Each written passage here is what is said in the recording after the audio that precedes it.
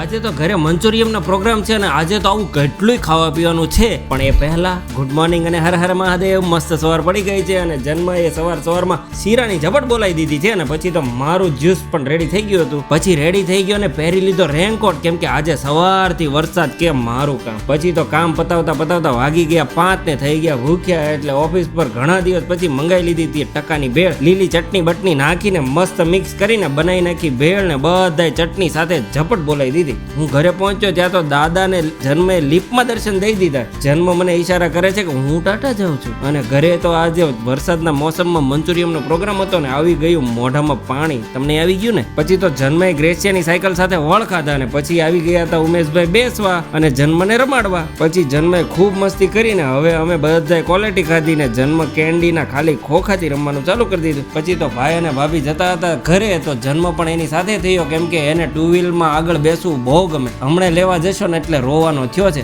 પછી તો હું સૂઈ ગયો ને સીધો સવારમાં મસ્ત મોસમમાં જાગ્યો ત્યારે વ્લોગને કમ્પ્લીટ કર્યો. પૂરો વ્લોગ જોવા માટે યુટ્યુબ પર સર્ચ કરો અંકિત લાઈફ વ્લોગ. જો અમારા વ્લોગ ગમે તો લાઈક અને સબસ્ક્રાઈબ કરવાનું ભૂલતા નહીં. મળીએ કાલે નવા વ્લોગમાં. Bye bye.